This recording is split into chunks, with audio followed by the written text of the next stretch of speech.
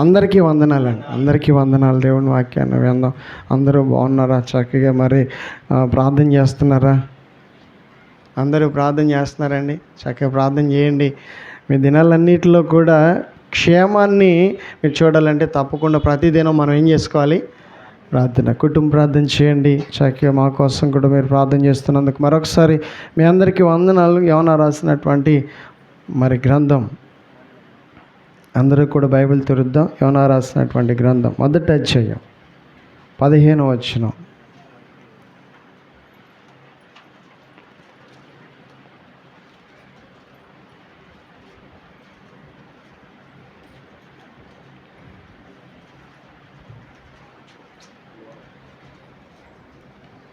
దయచేసి అందరూ కూడా బైబిల్ తెరిచి చక్కగా దేవుని వాక్యాన్ని చూద్దాం. యోనా రాసిన గ్రంథం 1వ అధ్యాయం 15వ వచనాన్ని చదువుతూ దేవుని వాక్యాన్ని మనం విందాం.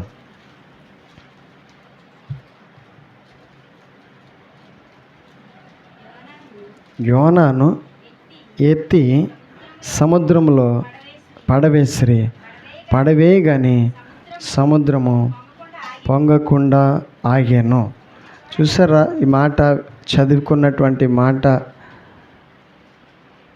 ఒకసారి ఆలోచన చేయగలిగినట్లయితే ఈ మాటను మనం అందరం ఆలోచించేద్దాం. యోనాను ఎత్తి సముద్రంలో పడేశారంట. యోనాకి ఇప్పుడు ఏమొచ్చినాయి? యోనాకి ఏమొచ్చినాయి చెప్పండి. ఇప్పుడు యోనాకి బాధలు వచ్చినాయి, యోనాకి కష్టాలు వచ్చినాయి. యోనా ప్రమాదంలో ఎక్కడ చిక్కుకున్నాడు? ప్రమాదంలో చిక్కుకున్నాడు. ఎదురవ్వకూడనివి ఆయన జీవితంలో ఎదురవుతున్నాయి. యోనా జీవితంలో ఎదురవ్వకూడనివి ఎదురవుతున్నాయి. అతడు ఇటువంటి వాటిని ఎదుర్కోవాల్సిన పరిస్థితులు ఎందుకు వచ్చినాయి? ఎదురవ్వకూడని అతని జీవితంలో ఎందుకు ఎదురయ్యి అతడు అనుభవించాలి, భరించాల్సిన పరిస్థితులు ఎందుకు వచ్చినాయి? ఈరోజు మనం నేర్చుకుందాం. ఎందుకు యోనా ఒక ప్రవక్త, ఒక సేవకుడు, దేవుణ్ణి మరి వెంబడిస్తున్నటువంటి వ్యక్తి, దేవుణ్ణి ప్రేమిస్తున్నటువంటి వ్యక్తి ఎందుకు ఇవి అనుభవిస్తున్నాడు? ఎందుకు అనుభవించాలి? ఈ పరిస్థితులు ఎందుకు వచ్చినాయి అతని జీవితంలో? ఎదురవ్వకూడనివి. చెప్పండి, ఈ మాట చెప్పండి. ఎదురవ్వకూడనివి చెప్పండి అందరూ. ఎదురవ్వకూడనివి ఎదురవుతున్నాయి. యోనాకు కూడా ఏమి ఎదురవుతున్నాయి? ఎదురవ్వకూడనివే ఎదురవుతుంది. అతడు ప్రయాణం చేయాలి, వేరు ప్రాంతాలకు వెళ్ళాలి, సువార్త చెప్పాలి, అందరికీ దేవుని గురించినటువంటి వర్తమానాన్ని చెప్పాలి. అది అతని పని. అతని జీవితంలో అతడు చేయాల్సినటువంటి ఆ పనిని అతడు చేయకపోవడం వల్ల, సరిగా చేయకపోవడం వల్ల, జాగ్రత్తగా చేయకపోవడం వల్ల ఎదురు అవ్వకూడనివి అతనికి ఎదురొచ్చినాయి. ఏమి ఎదురొచ్చినాయి? ఆపదలు ఎదురొచ్చినాయి, ప్రమాదాలు ఎదురొచ్చి చిక్కుకున్నాడు. ఇప్పుడు సముద్రంలో, ఎక్కడ? సముద్రంలో చిక్కుకున్నాడు. ఎందుకు ఇటువంటి పరిస్థితులు వస్తాయో ఈరోజు మనం జాగ్రత్తగా పరిశీలించాలి. ఎదురవ్వకూడనివి మన ప్రయాణాల్లో ఎదురొస్తున్నాయి, మన జీవితంలో ఎదురొస్తున్నాయి, మన ప్రయత్నాల్లో ఎదురొస్తున్నాయి. మనం వాటికి అనుమతించకుండానే వచ్చి యోనా ఏమైనా అనుమతించాడా? లేదుగా. అలా జరగాలని కోరుకున్నాడా? లేదుగా. కానీ ఏమైపోయినాయి ఇప్పుడు? అతని జీవితం హఠాత్తుగా వచ్చి అతని మీద అలాగే మన జీవితాల్లో కొన్నిసార్లు మనకు కూడా ఏమి పరిస్థితులు అనుభవించాల్సి వస్తున్నాయి అంటే ఎదురవ్వకూడనివి వచ్చి మన మీద పడిపోతూ ఉన్నాయి. అనుభవించాల్సి వస్తుంది. అనుభవించాలి. ఇప్పుడు 3 దినాలు అనుభవించాడు యోనా. ఎన్ని దినాలు అనుభవించాడు? ఆ అనుభవాలు భరించాల్సి వచ్చింది. బాధ అలా అతడు భరించాల్సి వచ్చింది. ఎదురవ్వకుండా ఎదురొచ్చి ఈ 3 దినాలు అతడు బాధ అనుభవించాడంటే ఒకసారి ఆలోచన చేయండి. దానికి కారణం ఏదైనా ఉంటుందా ఉండదా? ఏదైనా లోపం ఉంటుందా ఉండదా? అతడు వ్యతిరేకించి ఉండాలి, అతడు ధిక్కరించి ఉండాలి, అతడు ఎదిరించి ఉండాలి, ఏదైనా కోపాన్ని కలిగించే పనులు చేసే ఉండాలి. అందుకని దాని ద్వారానే ఇప్పుడు అతనికి ఏమనుమతించబడి అంటే ఎదురవ్వకూడనివి ఎదురవుతున్నాయి. అతని ప్రయాణంలో ఆటంకాలు, అతడు చేస్తున్నటువంటి ఆ ప్రయాణానికి ఆటంకాలు వచ్చినాయి. ఆ వాహనము కదలడం లేదు. కదులుతుందండి? సముద్రంలో ఆ వాహనం కదులుతుందా? వాడు కదులుతుందా? లేదు. బద్దలైపోయేలాగుంది. ఆ వాహనం ఎలా ఉంది ఇప్పుడు? బద్దలైపోయేలా. వాహనానికి ప్రమాదం వచ్చింది, వాహనంలో ఉన్న వాళ్ళకి ప్రమాదం వచ్చింది, ఆ ప్రయాణమే ప్రమాదకరంగా మారిపోయింది. ఆ వాతావరణం అదుపు చేయడం ఎవరి వలన కావటం లేదు. అలాంటి పరిస్థితుల అనుభవాలు భరించాల్సి వచ్చినప్పుడు అలా ఎందుకు ఒక్కసారిగా హఠాత్తుగా అన్నీ మారిపోయినాయి, అన్ని పరిస్థితులు ఒక్కసారిగా ఎందుకు మారిపోయినాయి? కారణం ఏంటని చీట్లు వేస్తే చీటీ కూడా ఎవరి మీద వచ్చింది? యోనా మీదే వచ్చింది. నేరస్తుడు బయటపడ్డాడు. నేరం ఏం చేశాడు అని పరిశీలిస్తే ఈ ఆత్మీయుడు చేస్తున్న నేరం ఏంటి, ఈ భక్తిపరుడు చేసిన నేరం ఏంటి, ఈ సేవకుడు చేసినటువంటి నేరం ఏంటని చూస్తే అతడు ఏం చేశాడు? నేరం ఒప్పుకుంటున్నాడండి. ఏం చేస్తున్నాడు తెలుసా? ఒప్పుకుంటున్నాడండి. ఎదురవ్వకూడని ఎదురవుతాయి, కానీ ఒప్పుకుంటే దేవుడు ఏం చేస్తాడు? మనల్ని విడిపిస్తాడండి. స్తోత్రాలు చెల్లిద్దాం. అదేగా ఈరోజు దేవుడు మనకి చెప్పేది. దేవుని దగ్గరకు వచ్చినప్పుడు దేవుడు మనతో మాట్లాడేటటువంటి ప్రాముఖ్యమైనటువంటి మాట అదేగా. ఈరోజు నువ్వు నలిగిపోవటం ఆయనకి ఇష్టం లేదు. ఈరోజు నలగొట్టబడ్డం ఆయనకి ఇష్టము లేదు. బంధించబడ్డం ఇష్టం లేదు. అలా కట్టబడి ఉండటం దేవునికి ఇష్టము లేదు. అలా నువ్వు శ్రమల మార్గంలో వెళ్ళడం ఆయనకి ఏమాత్రం ఇష్టము లేదు. ఆ అనుభవాలను విడిపించడానికి దేవుడు మాట్లాడుతున్నాడు. ఈ పాఠాన్ని నేర్చుకోగలిగినట్లయితే యోనా మొదట ధిక్కరించాడు, కానీ తర్వాత ఏం చేయలేదు తెలుసా? ధిక్కరించలేదు. కన్నీరు కార్చడం ప్రారంభించాడు, ప్రాధేయపడడం ప్రారంభించాడు, చూడండి బ్రతిమలాడుకోవడము ప్రారంభించాడు, దేవుని వేడుకోవటము చూడండి మరి ప్రారంభించండి. ఈరోజు మనం కూడా ఏ పరిస్థితుల్లో ఉన్నా ఇలా ప్రయత్నం చేస్తే మంచిదిగా. ఇలా ప్రయత్నం చేస్తే తప్పక దేవుడు కనికరిస్తాడుగా నిన్ను. ఇలా వేడుకుంటే దేవుడు నిన్ను విడిపిస్తాడుగా. ఇలా ఆశ్రయిస్తే దేవుడు నీ దగ్గరకు వస్తాడుగా. ఇలా దేవుని చేత నువ్వు సహాయాన్ని పొందుకోగలవు. యోనా మొదట ఎదిరించాడు, కానీ తర్వాత ఏం చేయలేదు తెలుసా? ఇక ఆ అలవాట్లను మానేసి, ఆ పనులు ప్రయత్నాలు ఆలోచన మానేసి, ఆ జీవితాన్ని మార్చుకుని ఏం చేశాడో తెలుసా? బ్రతిమలాడటం ప్రారంభించాడు. తప్పే, ఇక చెయ్యను, ఇక మరి అన్నాడు కూడా నీ కోపాన్ని రేపన్నయ్య అని చెప్పేసి బ్రతిమలాడుకోవడం దయచేసి రాయ్యా, నేను ఇక్కడ బ్రతకలేను, చనిపోతానేమో, మరలా బయటపడనేమో అని చెప్పేసి బ్రతిమలాడుకుంటే ఆయన జాలి కలిగిన వాడు. మనం ఆరాధించే దేవుడు ఎలాంటి వాడు? జాలి కలవాడండి, కృప కలిగిన వాడు. ఆయన అన్నాడు విడిచిపెట్టే దేవుడు కాదు. ఆయన అంటున్నాడు శాశ్వతమైన ప్రేమతో నేను నిన్ను ప్రేమిస్తున్నాను, విడవక నీ ఎడల కృప చూపిస్తాను. స్తోత్రాలు చెల్లిద్దాం. ఎవరికి సాధ్యం? ఎవరు నీతో ఇలా మాట్లాడగలరు? ఎవరు నేను వచ్చి ధైర్యపరచగలరు? ఎవరు నేను వచ్చి ఓదార్చగలరు? ఎవరు నీ మీద జాలి చూపిస్తారు? ఈరోజు నీకు అర్థమవగలిగినట్లయితే మంచిది. మాటలు దేవుడు మాట్లాడుతున్నటువంటి మాటల యొక్క విలువ అర్థం చేసుకోవటం అంత సామాన్యమైన విషయము కాదండి. అది సిద్ధపడిన వాళ్ళకే సాధ్యము. సిద్ధపడగలగాలి. సిద్ధపాటుతో దేవుని సన్నిధికి వచ్చి ఆత్రంతో ఆరాటపడుతూ దేవుని మాటల కోసం ఎదురు చూస్తే ఆ మాటలు ఎంత గొప్పవో మనం అప్పుడు వాటిని అర్థం చేసుకోగలుగుతాం. భక్తుడు అంటాడు, నీ మాటలు దొరకగా నేను వాటిని భుజించాను, అవి జుంటే తేనెల కంటే మధురంగా ఉన్నాయి. అవునా? అలా ఉంటాయా దేవుని మాటలు? వింటా ఉంటే అలా పులకరించిపోతామా? అలా భావాలు మార్చబడతాయా? అలా మనల్ని మనం మర్చిపోతామా? కాలం గడిచిపోయేది తెలియదా? అవును, నిజమే, వాస్తవమే. దేవుని మాటలు వింటున్న వారందరికీ కూడా ఏమీ కూడా తెలియదు. ఇక ఆ మాటలు వాళ్ళకి ఎంత సంతోషాన్ని ఇస్తాయి, ఆనందాన్ని, తృప్తిని ఇస్తాయి. స్తోత్రాలు చెల్లిద్దాం.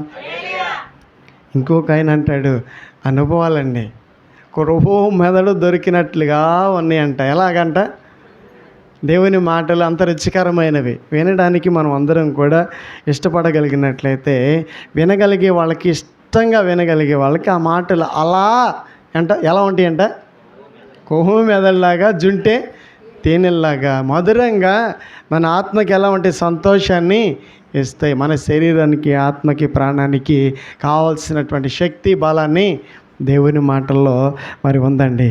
జాగ్రత్తగా పరిశీలించగలిగినట్లయితే మరలా తిరిగి రావటమే మనకు కుదరాలి. ఏం చేయాలి?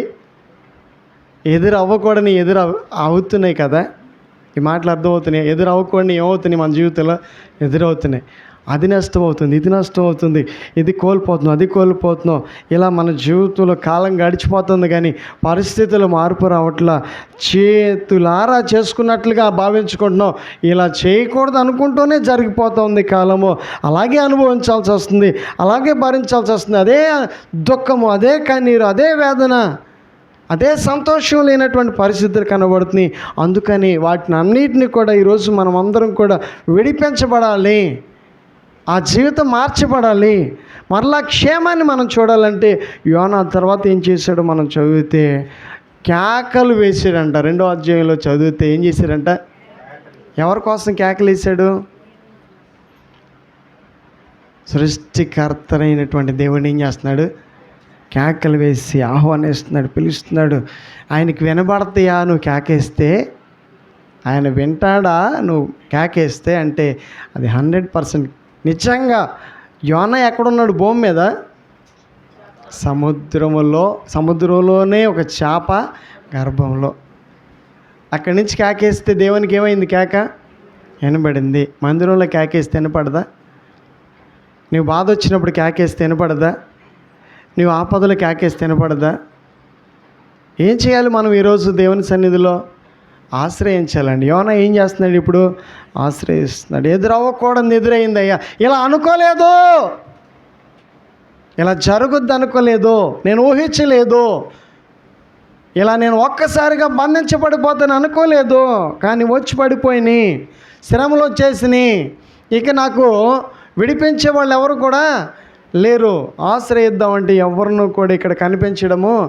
ఎవరు కనిపిస్తున్నారు అక్కడ?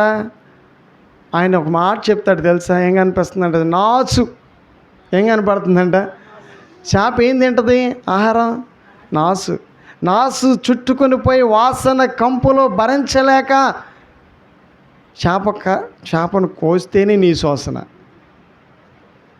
రాదా? కడుపులోకి వెళ్ళి 3 రోజులు ఉండాలంటే ఎలా ఉంటుంది ఆ వాసన? ఆ యొక్క బాధ ఇక అంతా ఇంత కాదండి.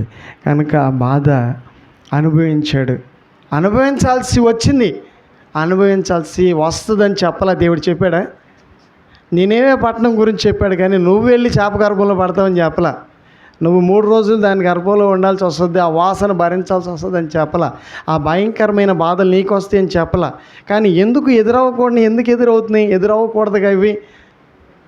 ఆయన గురించి చెప్పలా. ఏమీ కూడా ఆయన గురించి ఆలోచించాల్సిన అవసరం లేదు. ఎందుకంటే ఈయన వెళ్ళి అలా చేస్తాడే అనుకున్నాడు, కానీ ఈయన అలాంటి వాడు కాదుగా. చెప్పింది చేసేవాడు కాదు ఈయన, చెప్పింది వినేవాడు కాదు, చెప్పింది వినడు. కాబట్టి ఇప్పుడు ఏం చేయాల్సి వచ్చింది? చెప్పింది వినడు కాబట్టి ఏం చేయాల్సి వచ్చింది? ఇప్పుడు ఎదురవ్వకూడని వాటిని ఎదుర్కోవాల్సిన పరిస్థితులు వచ్చినాయి. ఎందుకు ఆగిపోయాడు ఇప్పుడు ఏమన్నా అంటే 3 రోజులు. ఈ 3 రోజులు ఎక్కడికి వెళ్ళి ఉండాలి? నేనేవే. ఎక్కడ ఉండాలి ఈయన? నేనేవే. నువ్వు ఎక్కడ ఉండాలి? ఎక్కడ ఉండాలి? నీ జీవితం ఎక్కడ ఉండాలనుకున్నావు? నువ్వు ఎక్కడ గడపాలనుకున్నావు? నువ్వు ఏమి ఊహించుకున్నావు? నువ్వు ఏమి నీ జీవితాన్ని గురించినటువంటి అనుభవాలు కలిగి ఉన్నావు? కానీ నువ్వు ఎక్కడున్నావు ఇప్పుడు? యోనా ఎక్కడున్నాడు? శాప గర్భంలో. ఎక్కడుండాలి యోనా? నీనేవే పట్టణంలో.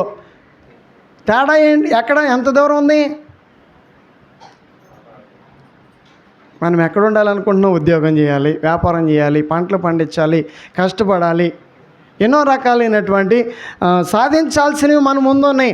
కానీ అక్కడికి వెళ్ళి నిలబడాల్సినటువంటి ఆ పరిస్థితులు ఊహించుకున్నాం, కానీ ఆ పరిస్థితుల్లో మనము నిలబడలేకపోతున్నాం. అలా మరి మన జీవితంలో జరగటం లేదు, కొన్ని ఆగిపోతూ ఉన్నాయి, కొన్నిటికి మనం ఇంకా దూరంగానే ఉండాల్సి వస్తుంది.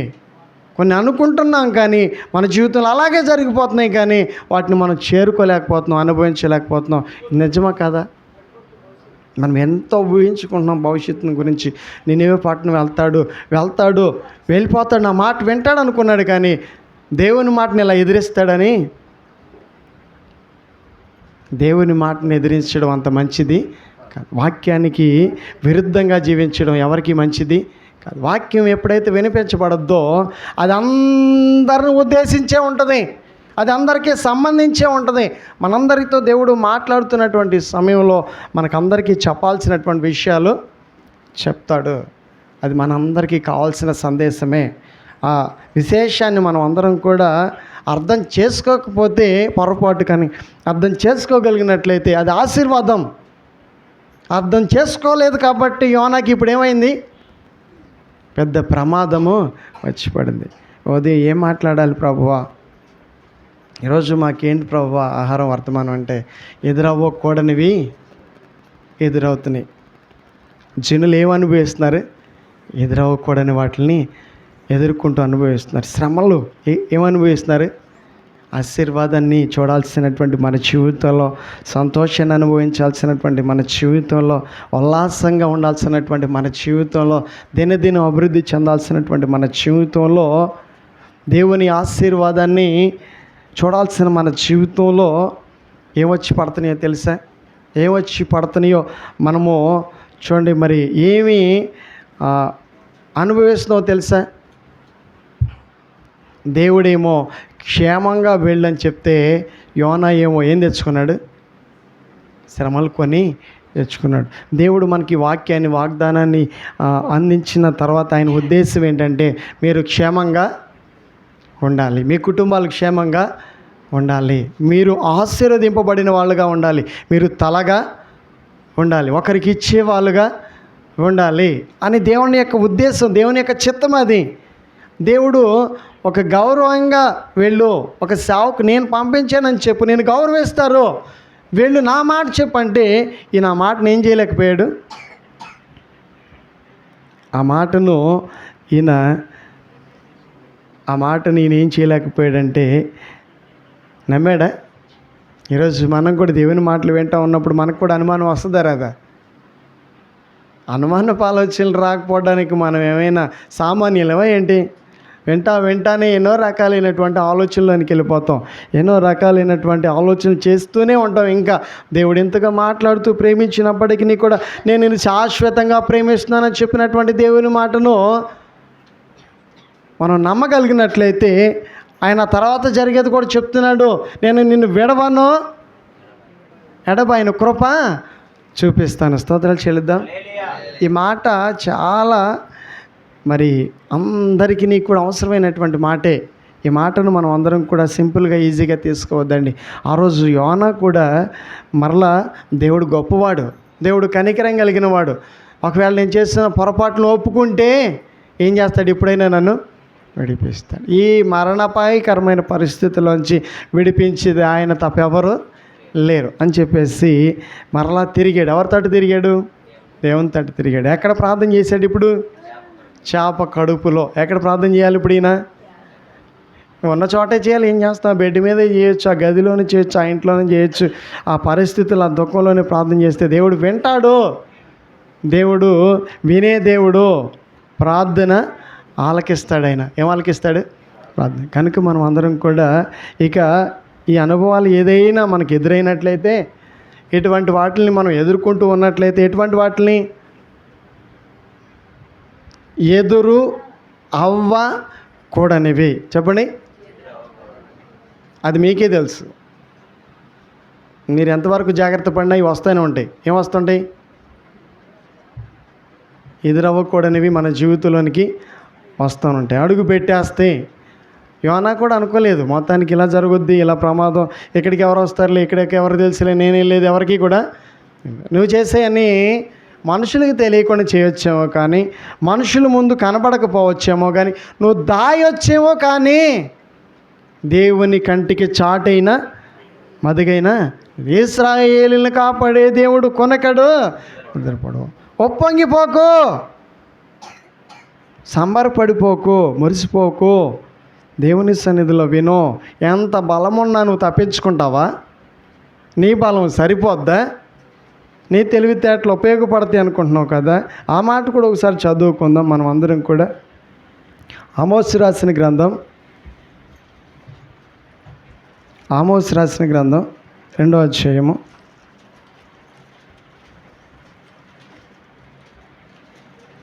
14-15 వచనాలు చదువుకుందాం.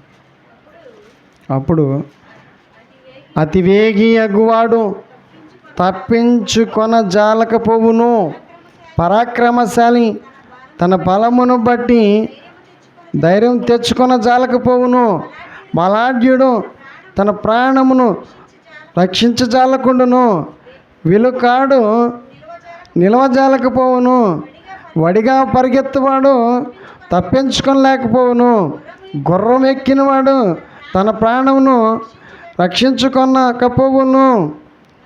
మరియు ఆ దినమందు బలాఢ్యులలో బహుధైర్యం గలవాడు దిగంబరి అయి పారిపోవును. ఇదే యెహోవా. ఎటువంటి వాళ్ళు చదువుకున్నాం మనం? వీళ్ళంతా సామాన్యుల? ఒక గొప్ప వ్యక్తులండి సమాజంలో. ఎలాంటి వాళ్ళు వీళ్ళు? గొప్ప వ్యక్తులు, ప్రముఖులు, మేధావులు, పండితులు.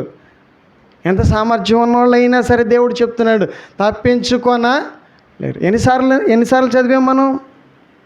తప్పించుకోలేరు, రక్షించుకోలేరు, సాధ్యం కాదు, ఇంకా సమయం ఇంకా లేదు. స్తోత్రాలు చెల్లిద్దాం. ఏమీ లేదంటే ఇంకా సమయం ఇంకా లేదు. ఎదురు తిరిగితే 3 రోజులు వచ్చినాయి. ఎన్ని రోజులు? ఈ 3 రోజులు కూడా ఆయన ఉపవాసమే ఉన్నాడు. చెప్పండి, ఏమన్నాడు? ఏం తింటాడు పాపం? నాసు దినాలు తింటే, ఆత్రపడితే అదేం తినగలుగుతాడు పాపం? అది తింటాడా మనిషి? తినలేడు. కాబట్టి దేవుడు అక్కడ పెట్టినప్పుడు ఇక అక్కడే ఉన్నాడు. ఎక్కడ పెట్టాడు దేవుడు? చేప గర్భంలో పెట్టేశాడు. ఎందుకు పెట్టాడు ఆయన్ని? నువ్వు ఎదురు తిరుగుతున్నావు కదా. ఇప్పుడు నీకు ఎంత ధైర్యం వచ్చింది?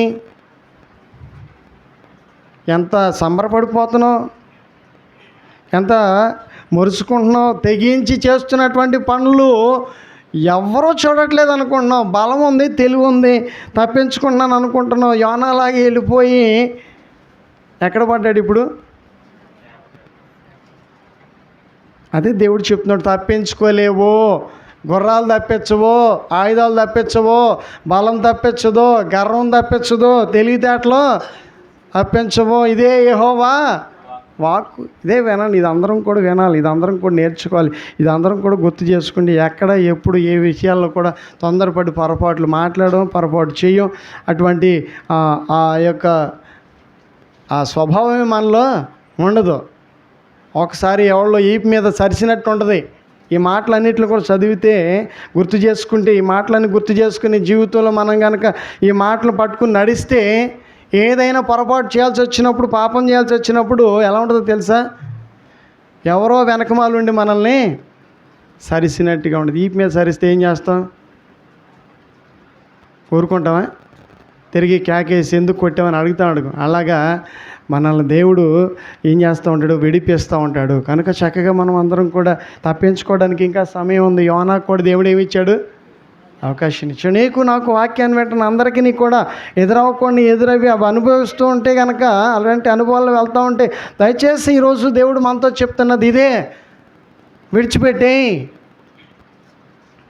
నీ జీవితాన్ని మార్చుకో, సమర్పించుకో, లోబడు. ఇక ఈ ఖర్చు లేకుండా ఇంక ఖర్చు పెట్టాల్సిన పని ఏమైనా ఉండదా? ఇంకేం ఖర్చు పెట్టాల్సిన అవసరం లేదు, ఇంకేం అమ్మాల్సిన అవసరం లేదు. ఇప్పుడు దాకా అమ్మేసాం, ఖర్చు పెట్టేసాం, అన్నీ అయిపోయి నీకు మిగిలింది ఏమీ కూడా లేదు. ఇక తాకట్టు పెట్టడానికి ఏమీ లేవు.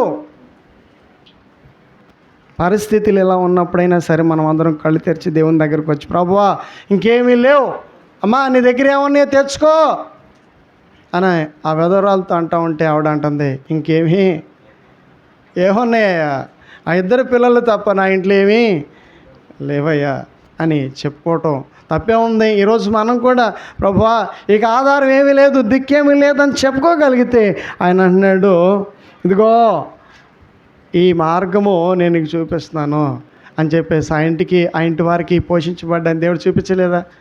ఆధారంగా దేవుడు నిలబడలేదు ఆ ఇంటికి. ఈరోజు మనం ఎందుకు అధైర్యపడాలి, సిగ్గుపడాలి, భయపడాలి?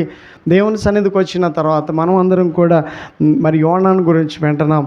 యోనా ఎందుకు ఎదుర్కోవాల్సిన పరిస్థితులు వచ్చినాయో మనం నేర్చుకున్నాం. ఇప్పటి వరకు ఎదురవ్వకూడదు. చెప్పండి, ఏమవ్వకూడదు అసలు అతని జీవితంలోనికి అవి రాకూడదు. కానీ ఎందుకు వచ్చినాయి? ఇప్పుడు వినట్లేదుగా, ఏం చేయట్లే, వినట్లేదుగా, అస్సలు ఆలోచన మారట్లేదుగా, అసలు చూపులు మారట్లేదుగా, అసలు మాటలు మారట్లేదుగా, అసలు మార్చుకోలేని ఆలోచనలు కూడా రావట్లేదు. అందుకని అలాగే ఉంటున్నాం. ఎక్కడ ఉంటున్నాం?